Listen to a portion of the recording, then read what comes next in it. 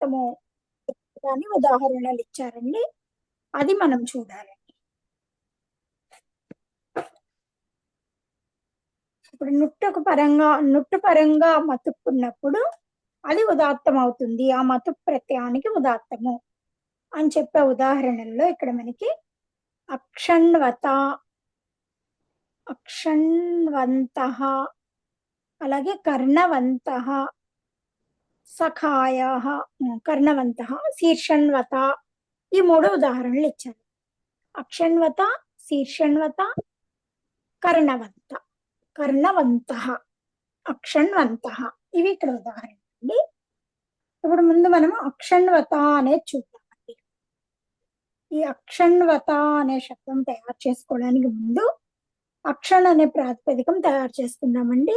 ఆ అక్షణ్ అనే ప్రాతిపదిక కంటే పరంగా మతు ప్రత్యయము, ఆ మతుబంతానికి తా ప్రత్యయం చేసుకుంటే తృతీయ విభక్తి ఏకవచన వివక్షలో అప్పుడు అక్షణ్వత అనే రూపం వస్తుందండి.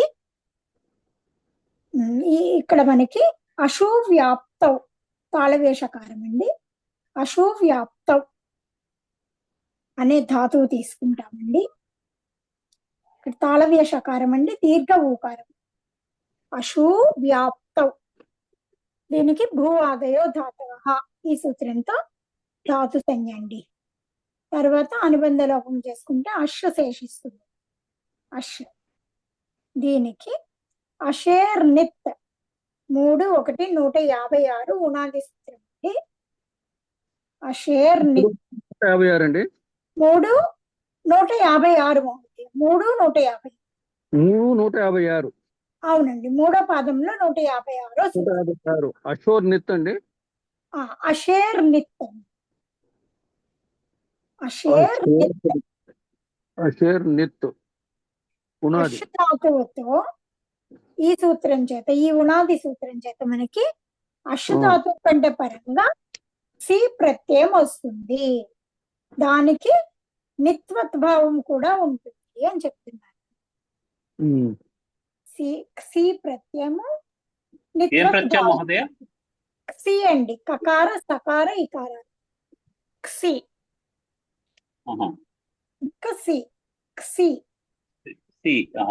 కకార సకార ఇకార అండి. అక్షి అండి. ఇప్పుడు నిత్వత్త కూడా ఉంటుంది, నిత్వద్భావం కూడా చెప్తారు. ఇప్పుడు అనుబంధ లోపం చేసుకుంటే ప్రత్యయానికి సి ఒకటి ఉంటుంది. సి ఉంటుంది. ప్రకారం లషక్వతద్దితేతో ఇత్సంజ్ఞకము తస్య లోపహతలో. ఇప్పుడు అశ్వ సి ఉందండి. దీనికి వ్రశ్చ, భ్రశ్చ, సృజ, మృజ, రాజ, భ్రాజ, శశాంశః 8-2-36 అండి. ఈ సూత్రం ఇవాళ పొద్దుట అది కూడా చదువు చెప్పారు శర్మ గారు. 8-2-36 అండి. ఈ సూత్రంతో మనకి ఈ అంగం యొక్క తాళవ్య షకార స్థానములో మూర్ధన్య షకారం వస్తుంది. అప్పుడు అష్ సి ఇలా ఉంటుంది. అష్ సి. దీనికి షడో కహ సి, షఢో కహ సి 8-2-41 అండి సూత్రము. ఈ సూత్రంతో షకార ఢకారాల స్థానములో, షకార ఢకార స్థానంలో కకారాదేశం అవుతుంది. ఎప్పుడు అంటే సకారం పరంగా ఉన్నప్పుడు. ఇక్కడ షకారానికి సకారం పరంగా ఉంది కనుక ఇక్కడ మనకి కకారాదేశం వచ్చింది. అప్పుడు అక్ సి, అక్ సి అవుతుందండి. తర్వాత ఆదేశ ప్రత్యయో 8-3-59. ఆదేశ ప్రత్యయో 8-3-59. ఈ సూత్రంతో మనకి ఇన్ వర్ణాలకు, ఇన్ ప్రత్యాహార వర్ణాలకు, కవర్గ వర్ణాలకు పరంగా ఉన్న అపదాంతమైనటువంటి ఆదేశ రూపమైన లేదా ప్రత్యయ రూపమైన సకారానికి మూర్ధన్య ఆదేశం. లింగవర్గాలకు పరంగా ఉన్న అపదాంతమైన ఆదేశ లేదా ప్రత్యయ సకారాలకు మూర్ధన్య ఆదేశం అండి. ఇక్కడ ఈ సి అనేది ప్రత్యయ సకారం కదండి. ఈ ముందు కవర్గ వర్ణం ఉంది అక్కలో, కనుక ఇక్కడ మూర్ధన్య ఆదేశం వచ్చి షకారం అయింది. అక్క షి అయింది. వర్ణ సమ్మేళనం చేసుకుంటే అక్షి అని ఉంటుందండి. ఇక్కడ మనకి నిత్వత్ భావం కూడా చెప్పారు కనుక ఆ నిత్వత్ భావం కేవలం స్వరార్థమే చెప్పారండి, స్వరం కోసం చెప్పారు. అదే అందువల్ల ఏంటంటే ఇనిత్యాదిర్ నిత్యం అనే సూత్రం చేత ఇక్కడ మనకి ఆది ఉదాత్తం అవుతుంది. అప్పుడు అక్షిలో అకారానికి హ్రస్వ అకారానికి మనకి ఉదాత్తం వస్తుంది. హ్రస్వ అకారానికి ఉదాత్తం వచ్చింది. తర్వాత మహోదయ చెప్పండి. ఒక్క నిమిషం. ఇప్పుడు ఈ అక్షి వచ్చిన తర్వాత సూత్రం ఏదన్నారు? నిత్యం అంటే మనకి ఇక్కడ ఉనాది సూత్రంతో మనం ఎక్కడైతే ఇక్సి ప్రత్యయం తెచ్చుకున్నామో అక్కడ నిద్వత్ భావం కూడా చెప్పారండి. అవునవును. అందుకని ఆ సూత్రం నిత్వత్ భావం ఉండడం వల్ల ఇనిత్యాది నిత్యం అనే సూత్రం చేత ఈ అక్షి అనే శబ్దానికి ఆది ఉదాత్తం అవుతుంది. ఆది ఉదాత్తం కాబట్టి ఈ హ్రస్వ ఆకారానికి మనకి ఉదాత్తం వచ్చేస్తుంది. అక్షిలో అకారానికి ఆది ఉదాత్తం అవుతుంది. ఆకారానికి ఉదాత్తం. తర్వాత ఈ అక్షి శబ్దం కంటే పరంగా మతు ప్రత్యయం.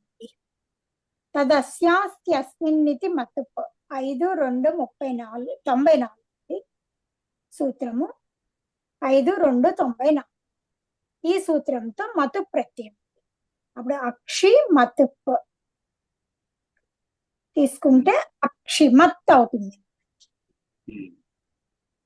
అక్షిమత్ అవుతుంది.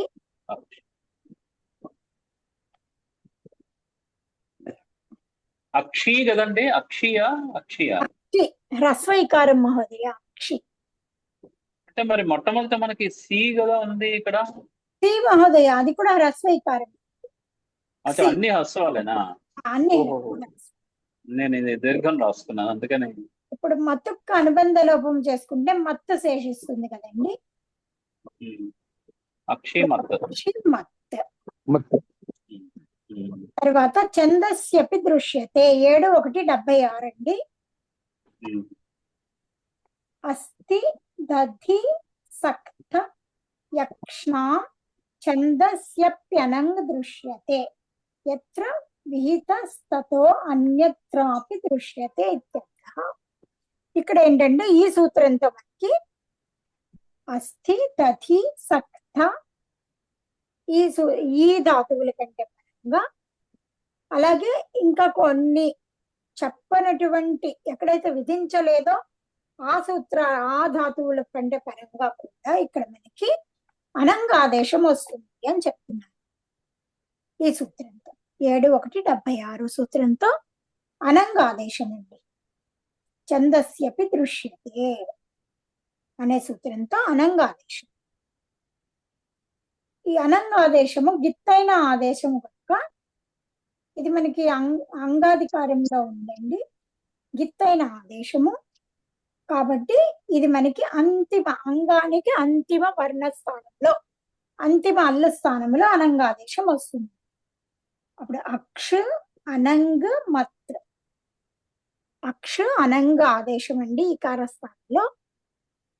అంటే ఇకారము అంతిమ అల్లు కాబట్టి ఆ ఇకార స్థానంలో అనంగాదేశము, మత్ ప్రత్యయంలో మత్తు ఉంటుంది. అప్పుడు అక్ష అనంగ మత్. మరి ఇకారం ఎక్కడ పోయిందండి మరి? ఇది ఇకార స్థానంలోనే అనంగాదేశం అండి. చేత స్థానంలో ఆదేశం అండి. అంతిమ అల్లు స్థానంలో ఉన్నారు. అల్లు ఏదైనా అవ్వచ్చు, ఏ వర్ణమైనా. ఓకే అర్థమైంది. ఇకారం అంటే అల్ ప్రత్యాహారం. అదే అల్ ప్రత్యాహారం తీసుకు. అందుకని అక్ష అనంగ మత్తు ఉంటుంది. అక్ష అనంగ మత్తు. అనంగలో అనుబంధ లోపం చేసుకుంటే అన్ను ఉంటుంది. అక్ష అన్న మత్. అప్పుడు అక్షన్న మత్ అండి. ఇక్కడ అక్షన్న మత్ అని ఉంది. ఇక్కడ అనో నుట్ 8-2-16 అండి. ఛందస్ విషయే అన్నంతా అంతోదా. ఇక్కడ ఏం చెప్తున్నారంటే అనోనుట్ 8-2-16 మహోదయ. అనోనుట్ సూత్రము 8-2-16 అండి. ఈ సూత్రంతో ఏం చెప్తుందంటే ఛందస్సు విషయంలో అన్నంత అంగం ఏదైతే ఉందో దానికంటే పరంగా ఉన్న మతుక్కు నుట్ట. అన్నంత అంగానికి పరంగా ఉన్న మతుక్కి నుట్టాగము. ఇక్కడ అక్షం అనేది అన్నంతము కదండి అంగము. అంటే అక్షంలో చివర అన్నుంది కదండి, కాబట్టి దీన్ని అన్నంత అంగం అని. దీనికంటే పరంగా ఉన్న మతుపుకి నుట్టు ఆగమం అండి. అక్షన్న నుట్టు మత్తు. మతుపులో మత్తు కూడా ఉంటుంది కదండి.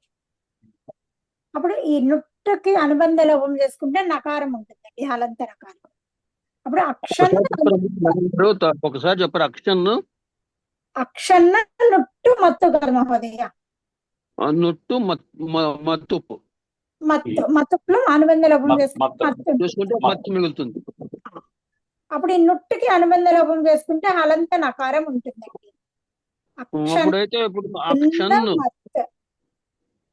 అక్షన్ను మత్తు అండి.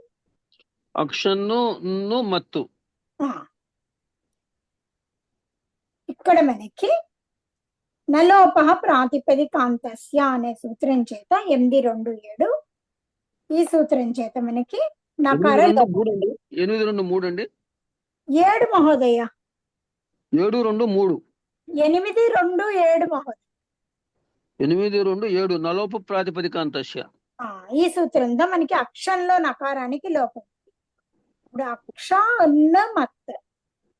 ఇక్కడ దీనికి పదసంజ్ఞ స్వాదిష్వ సర్వనామ స్థానే అనే సూత్రం చేత ఇదండి. కానీ ఇక్కడ అసర్వనామ స్థానం ఎక్కడ ఉంది దీనికి? విభక్తికి అసర్వనామ స్థానం అంటే ఇక్కడ మతుకి విభక్తి సంజ్ఞ ఉంటుందండి. అప్పుడు మీకు సర్వనామ స్థానం భిన్నమే కదా మత్ అనేది. సర్వనామ స్థానం అంటే సుట్టే కదా మహోదయ.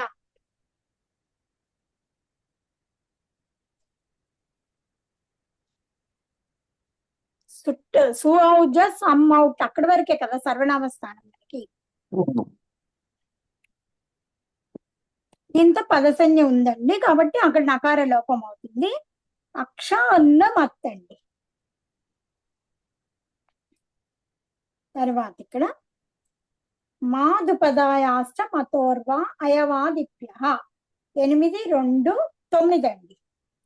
ఈ సూత్రంతో మకారాంతమైన లేదా మకారం ఉపతలో కలిగిన, అవర్ణాంతమైన లేదా అవర్ణం ఉపతలో కలిగిన ప్రాతిపదిక కంటే పరంగా ఉన్న మతులో ఉన్న మకారానికి వకారాదేశం అండి. ఇక్కడ అక్ష అనే ప్రాతిపదికం కాదండి, ఈ అకారము ఉంది మనకి అంతిమంలో, అకారాంతమైనటువంటి అంగము. దీనికంటే పరంగా మతు, కాబట్టి ఈ మతుపులోని మకారానికి వకారం. అక్షన్న వత్. మతుపులోని మకారానికి ఏమవుతుందండి? వకారాదేశం వస్తుంది మహోదయ. మకారానికి వకార ఆదేశం వస్తుంది. వకారాదేశం. అప్పుడు అక్షన్న వత. అక్ష అన్న వత అండి. అవును. ఈ మతు ప్రత్యయానికి మనకి ఇప్పుడు అక్ష అనే దానిలో అకారానికి మనకి ఉదాత్తం ఉందండి. ఈ మతు ప్రత్యయం వచ్చాక మనకి ఆద్యుదాత్తస్య అనే సూత్రం చేత ఈ మతుపుకి ఉదాత్తము రావాలి, కానీ అనుదాత్తం సుప్పితవు అనే సూత్రం చేత అనుదాత్తం కూడా ప్రాప్తమవుతుందండి. ఈ రెండిటిని బాధిస్తూ హ్రస్వనుడ్భ్యాం మతుప్ ఇప్పుడు మన ప్రకృత సూత్రం 6-1-170. ఈ సూత్రంతో ఏంటంటే మనకి ఈ నుట్టాగమముకు పరంగా ఉన్న మతు ప్రత్యయానికి మనకి ఉదాత్తం వస్తుంది అని చెప్పారు. కాబట్టి ఇక్కడ మతుప్లో వత్ ఉంది కదండి, ఆ వకారోత్తర అకారానికి మనకి ఉదాత్తం వస్తుంది. వకారోత్తర అకారానికి ఉదాత్తం అండి. ఇక్కడ మనకి అక్షన్వత్ లో ఆకి ఒక ఉదాత్తం ఉంది, వకారోత్తర అకారానికి ఒక ఉదాత్తం ఉంది. 2 ఉదాత్తాలు ఉన్నాయి మనకి. అక్షన్వత్తు అక్షన్వత్ లో 2 ఉదాత్తాలు కనిపిస్తున్నాయండి. కానీ అక్షన్వత్తులో మనకి 2 పదాలు వస్తాయి. ఒక పదంలో ఒకే ఉదాత్తం ఉండాలి కదండి. కాబట్టి 2 దీన్ని వస్తుంది. ప్రతిశిష్ట స్వరం ఏదో చూసుకుని దాన్ని ఒకదాన్నే ఉదాత్తంగా తీసుకుంటామండి. మిగిలినవి అనుదాత్తం పదం ఏకవచనం అనే సూత్రం చేత అనుదాత్తాలు అవుతాయి. ఇక్కడ సతిశిష్ట స్వరో బలియాన్ అనే వార్తికం చేత మనకి ఈ వత్తులోని వకారోత్తర అకారాన్ని ఉదాత్తంగా తీసుకుంటామండి. తర్వాత అనుదాత్తం పదం ఏకవచనం అనే సూత్రం చేత అకారానికి క్షకారోత్తర అకారానికి కూడా అనుదాత్తం వస్తుందండి. ఇప్పుడు అక్షన్వత్ అనే ప్రాతిపదిక వచ్చింది. దీనికి ఇక్కడ షకారానికి పరంగా నకారం ఉంది కదండి, అట్కుప్వాంగ్నం వ్యవాయేపి ఈ సూత్రం చేత మనకి నత్వం కూడా వస్తుంది. అప్పుడు అక్షన్వత్ అవుతుంది. అక్షన్వత్ అనే ప్రాతిపదిక అండి. తరువాత మనము ఈ ప్రాతిపదిక కండ పరంగా టా ప్రత్యయం అండి, తృతీయ విభక్తి ఏకవచన వివక్షలో టా ప్రత్యయం తెచ్చుకుంటాం. అప్పుడు అక్షన్వత్ ఆ ఉంటుందండి అనుబంధ లోపాలు చేసుకున్నాక. అక్షన్వత్ ఆ వర్ణ సమ్మేళనం చేసుకుంటే అక్షన్వత. ఇక్కడ మనము అక్షన్వత అక్షన్వత్ ఆ కదా మహోదయ, వర్ణ సమ్మేళనం ఏంటి అక్షన్వత ఉంటుంది. ఈ టా ప్రత్యయంలోని ఆకారం మనకి సుప్రత్యయం కనుక అనుదాత్తో సుప్పితో అనే సూత్రం చేత దీనికి అనుదాత్తం వస్తుంది.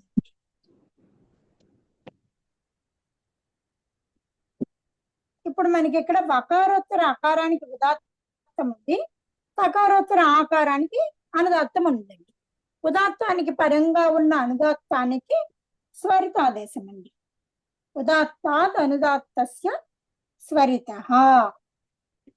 ఈ సూత్రంతో ఉదాత్తానికి పరంగా ఉన్న అనుదాత్తానికి మనకి స్వరిత ఆదేశం వస్తుంది. అప్పుడు అక్షన్వతాలో తకారోత్తర ఆకారానికి స్వరితం అవుతుంది. ఇప్పుడు అనుదాత్తము అనుదాత్తము ఉదాత్తము స్వరితము ఉంటాయి.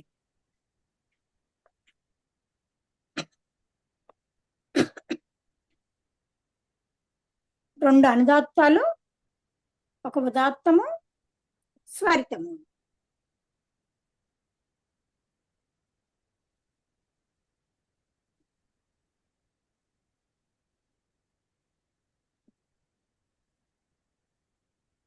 అర్థమైందా మహోదయ? నీరజ్ గారు, మహోదయ ఈ మా పద అది చెప్పా కదా 8-2-9 సూత్రంలో అది ఏంటంటే ఒక సూత్రం ఒకసారి చెప్పరా అది కొంచెం. మాదుపధాయాశ్చ మతోర్వా అయవాదిభ్యః. యవాదిలను విడిచిపెట్టి మకారాంతమైన ప్రాతిపదిక కానీ, మకారం ఉపధలో ఉన్న ప్రాతిపదిక కానీ, లేదా అకారాంత ప్రాతిపదిక కానీ, అకారపు ఉపధలో ఉన్న ప్రాతిపదిక కానీ ఉండాలి.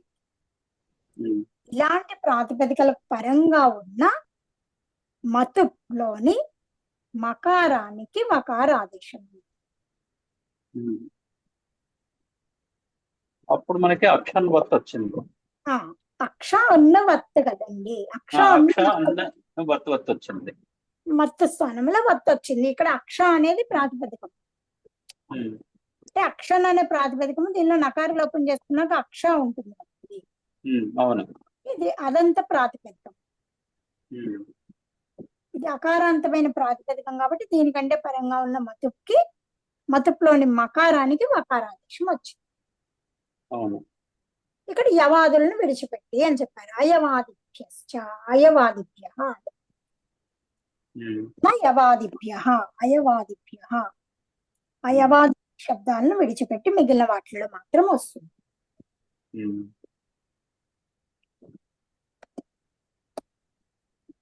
అంటే ఇప్పుడు దీన్ని బట్టి మనకి ముందు ఎలాగో అకారానికి ఉదాత్తం ఉంది ఫస్ట్ మనకి ఉందండి. దీని ప్రకారంగాను ఉమ్. ఇప్పుడు వకారానికి కూడా ఉదాత్తం వస్తుంది అవకారోత్తర ఆకారానికి కూడా ఉదాత్తం ప్రకృతి సూత్రం తోటి. అవునండి. కాబట్టి ఈ వకారంలో ఉన్న దాన్ని తీసుకుని రెండు మనం అనుదాత్తం పెట్టేసుకుంటాం. అవునండి. సో మనకి అక్షన్వత్ అనేది శబ్దం వచ్చింది. ఇప్పుడు ప్రాతిపదిక ప్రాతిపదిక వచ్చింది. ఈ దీనికి అట్టకు ఫామ్ దాంతో ఏమన్నారు, నకారం అవుతుందా? నత్వం వస్తుంది. Okay okay. అక్షణ్వత వత్తు టాప్. ఇది తృతీయ విభక్తి ఏకవచనం కదా తెచ్చుకుంటాం టాప్ ప్రత్యయం. అవునండి. తృతీయ అక్షణవత అయిపోతుంది. ఇప్పుడు అక్షణవతలో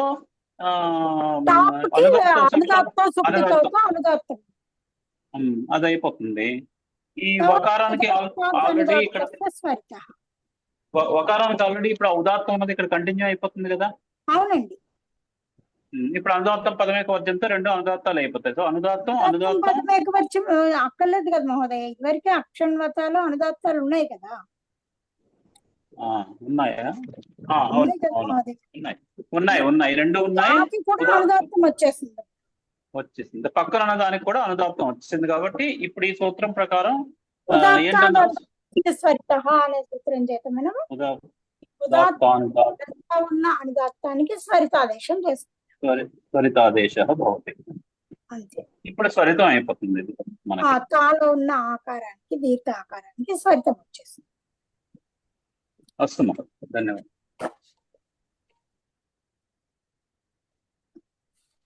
ఇదండి. తర్వాత మనకి అక్షన్వత తర్వాత ఏముంది, శీర్షన్వత శీర్షన్వత ఉంది. తర్వాత శీర్షన్వత ఇక్కడ శిరస్సు అనే ప్రాతిపదిక. అదే శిరస్సు అనేది మనం తయారు చేసుకుంటామండి ప్రాతిపదికాన్ని. శిరస్ మొదటిదేమో తాళవ్య సకారం అండి, తర్వాతది లాస్ట్ది దంత్య సకారం. శిరస్. ఇక్కడ శ్రీ సేవాయాం, శ్రీరాములో శ్రీ అండి, అంటే హ్రస్వము, ఈకారం హ్రస్వము. శ్రీ సేవాయాం ధాతు అండి.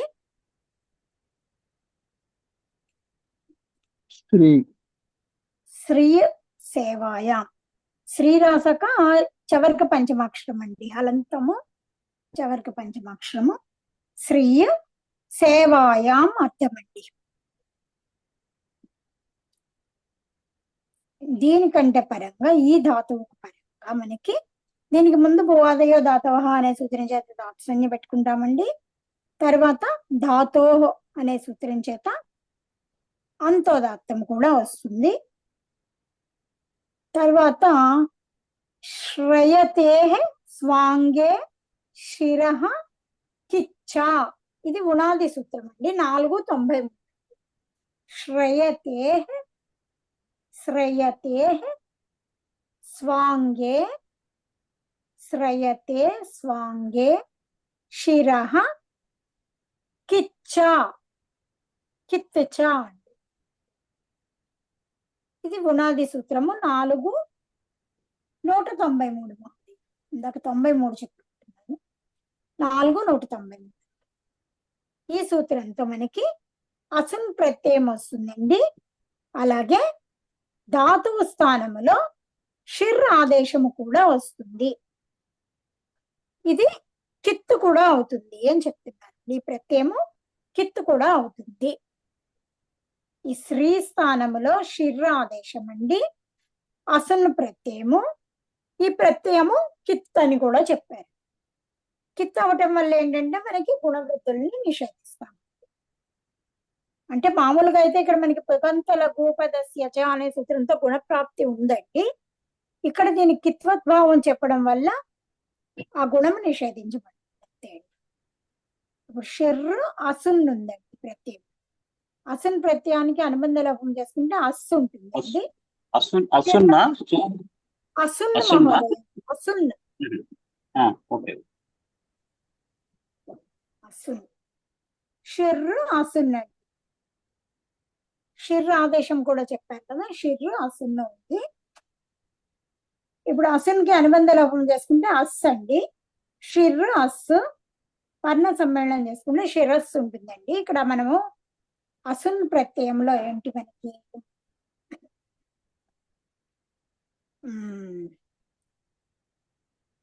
అసున్ ప్రత్యయంలో ఆద్యుదాత్తశ్చ అనే సూత్రం చేత ఆది ఉదాత్తం పెట్టేసుకుంటాము.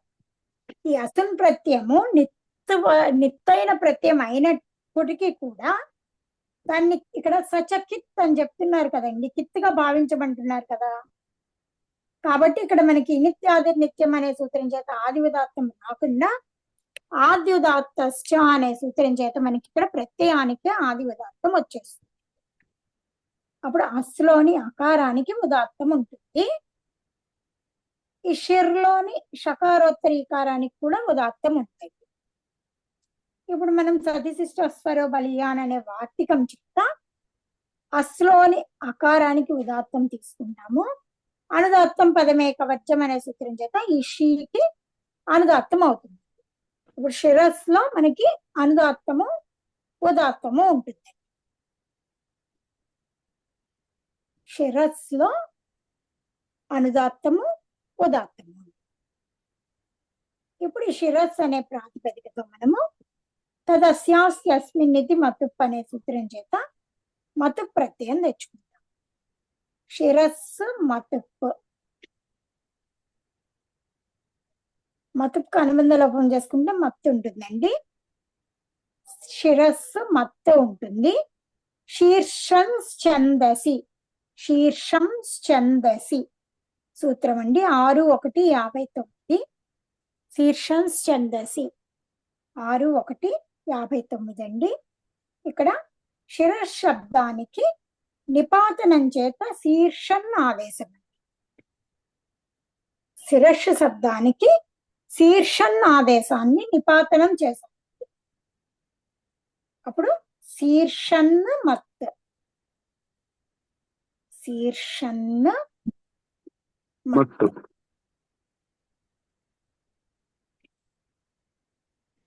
శీర్షన్న మత్ ఉంటుందండి. ఈ శీర్షంలో కూడా నకారానికి మనకి మళ్ళీ అనుబంధ లోపము, అదే నలోప ప్రాతిపదికాంతస్యతో లోపం అయిపోతుందండి. మహోదయ చెప్పండి. శీర్షంలో నకారానికి కూడా లోపం అవుతుంది. అప్పుడు శీర్ష మత్ ఉంటుందండి.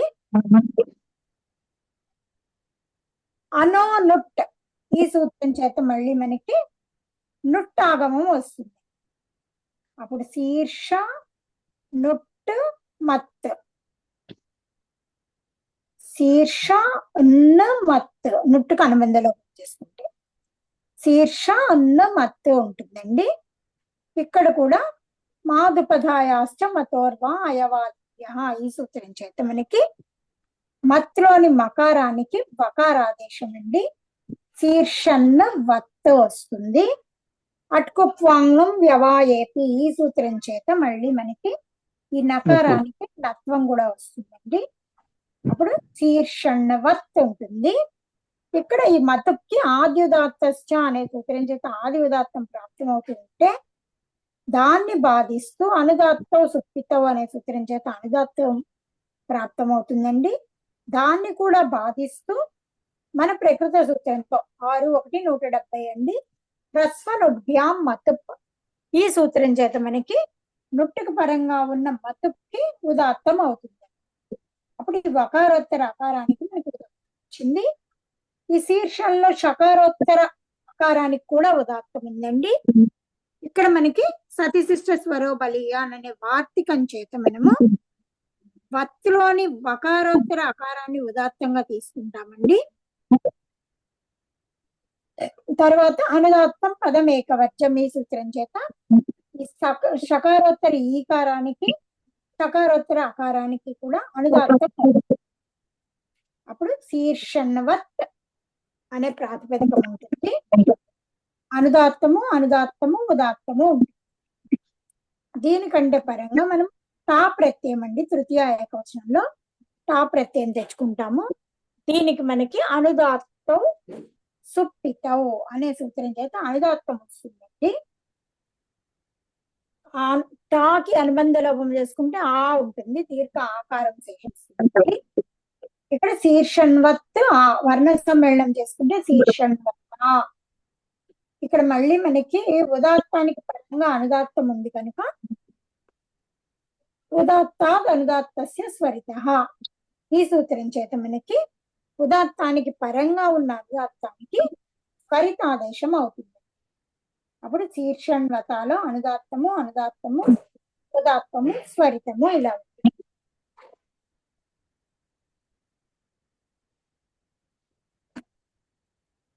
అలాగే ఇక్కడ మనకి అక్షరవంతః కర్ణవంతః ఈ రెండిట్లో ప్రక్రియ అంతా ఇలాగే ఉంటుందండి. చివరిలో గస్ ప్రత్యయం పెట్టుకుంటామండి షష్ఠి ఏకవచనం. అప్పుడు మనకి అస్ ఉంటుంది కదండి, అక్షణవత్ అస్ ఉంటుందండి. అప్పుడు అక్షణవతస్ అవుతుంది వర్ణ సమ్మేళనం తీసుకుంటే. ఈ పదాంత సకారానికి వృత్త విసర్గలు చేసుకుంటే అక్షణవతః. ఇది ప్రత్యయం ఏంటి వస్తుంది అన్నారు మహోదయ? ఇది దీనికి అక్షణవంతః వచ్చిందండి. ఏంటి మహోదయ? దీనికి ప్రత్యయం ఏంటి వస్తుంది అన్నారు? షష్ఠి ఏకవచనం అనుకుందండి, గస్ వస్తుంది. గస్ వస్తుందా? అదే వత కదా, అర్థమైంది. అంటే అదొక్కటే మార్పు, ఇంకేం లేదు. ఇక్కడ అక్షణవంతః ఇచ్చారు, అక్షణవంతః ఇచ్చాడు. అంటే చితబానులో వస్తుందా? కాదండి, చూద్దాం. అక్షణవత్ కదా ఇక్కడ మనకి వత్ అస్. నేను అనుకోవటం ఇది షస్ అనుకుంటాను. షస్ కాదు, అక్షణవంతః అంటే షస్ కూడా రాదు. చూస్తానండి, చూసి చెప్తాను. అది అక్షణవంతః అక్షణ్వత శీర్షణ్వత చూసాం కదండి. తర్వాత కర్ణవంతః చూడండి. ఇది అక్షణవంతః అది నేను తర్వాత చెప్తాను, రేపు చెప్తాను. చూసి ఎక్కడికేమో చెప్తాను. ఇక్కడ కర్ణవంతః అనేది మనకి కర్ణ శబ్దం ఎలా తయారైందో చూద్దాం. క్రూ విక్షేపే ధాతువు అండి. రూకారం. క్రూ విక్షేపే అంటే దీర్ఘం ధాతువు అండి. అవును మా దీర్ఘం. దీనికి పూర్వాదయో ధాతవ అనే సూత్రం చేత ధాతు సంజ్ఞ, అనుబంధ లోపాలు ఏమీ లేవండి. ఈ రూకారానికి ఉదాత్తం వచ్చేస్తుంది. ధాతోహ అనే సూత్రం చేత మనకి అంతోదాత్తం వచ్చేస్తుంది. తర్వాత క్రూ వృ జృ సిద్రు పన్య నిత్స్వ పిభ్యో ని స్వపిభ్యో నిత్. ఇది 3-10 అండి ఉనాది సూత్రము. 3-10 ఈ ఉనాది సూత్రంతో మనకి క్రూ వృ జృ సి ద్రు పన్ అన్ స్వప్ ఈ ధాతువుల కంటే పరంగా నా అనే ప్రత్యయం వస్తుందండి. దీనికి నిత్వత్ భావం కూడా ఉంటుంది అని చెప్తున్నారు. క్రూ నకారం, క్రూ నకారం ఉందండి. అంటే ఇక్కడ నిత్వత్ భావం ఎందుకు చెప్పారు అంటే ఇక్కడ మన నకారానికి ఇత్సంజ్ఞకం లేదండి, ఇత్సంజ్ఞ చేసుకోవట్లేదు. అయినా కూడా దీన్ని నిత్తుగా భావించమని మనకి చెప్పారు. ఇప్పుడు క్రూ నా ఉందండి, దీనికి సార్వధాతుక అర్ధధాతుకయో అనే సూత్రం చేత గుణం వస్తుంది.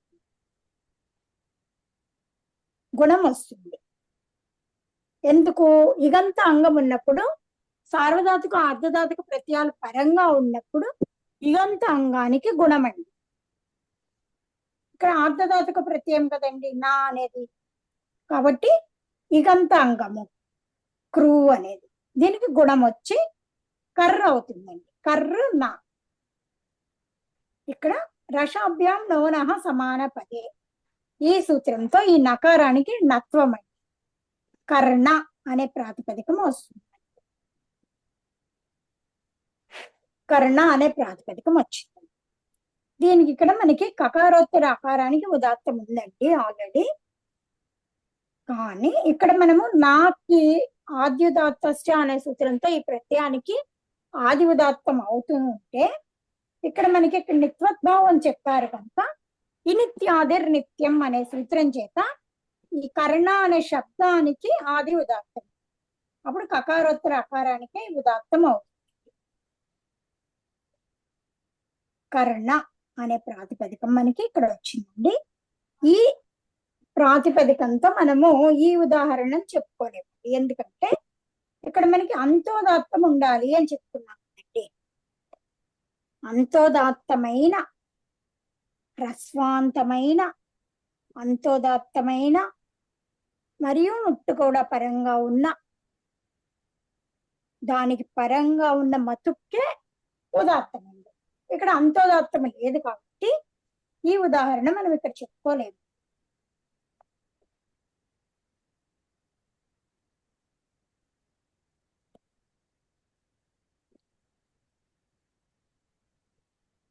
ఇది దీనిలో ఉదాహరణ, ప్రత్యుదాహరణ అండి ఇది. దీనికి ఇక్కడ మతుక్కి మనకి ఉదాత్తం రాదు, మామూలుగా అనుదాత్తం సుప్తితో అనే సూత్రం చేత అనుదాత్తం వచ్చేస్తుందండి. ఎందుకంటే ఇక్కడ పకారం అయిన ప్రత్యయం కనుక మనకి అనుదాత్తం సుప్తితో అనే సూత్రం చేత ఇక్కడ మనకి అనుదాత్తం వస్తుంది. అందుకని ఈ ఉదాహరణ ఇక్కడ ఇచ్చారు, కానీ మనము దీన్ని ఇక్కడ చెప్పుకోకూడదండి. తర్వాత మనం అక్కడ వచ్చినప్పుడు చూద్దాం. ప్రత్యుదాహరణగా ఇక్కడ ఇచ్చారండి, కాకపోతే ఇది ఉదాహరణలో కలిపి ఇచ్చేసారు, కానీ ఇది ప్రత్యుదాహరణ ఎందుకంటే ఇది మనకి అంతోదాత్త శబ్దము కాదు. ఈ కర్ణ శబ్దము అంతోదాత్తం అయినప్పుడే పరంగా మతుక్కుంటే మనకి ఉదాత్తం అవుతుందండి. ఇది అంతోదాత్తం కాదు కాబట్టి ఆది ఉదాత్తం అయిపోయింది కదా, అందుకని ఇక్కడ. తర్వాత మనం రేపు ఈ రెండు శబ్దాలు తొందరగానే అయిపోతాయండి. అక్షణ్వంతః, కర్ణవంతః చూసి తర్వాత మనము మిగిలినవి చెప్పుకుందాం. తర్వాత సూత్రంకి వెళ్దాం. అర్థమైందండి?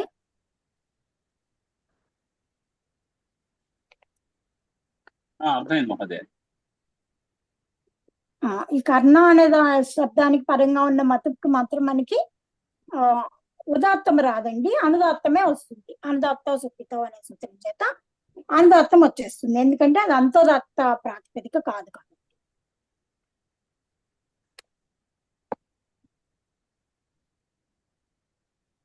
సరే అండి, అయితే తర్వాత సూత్రం రేపు చూద్దామండి. అందరికీ నమస్కారం అండి, ధన్యవాదాలండి. శ్రీరామ్.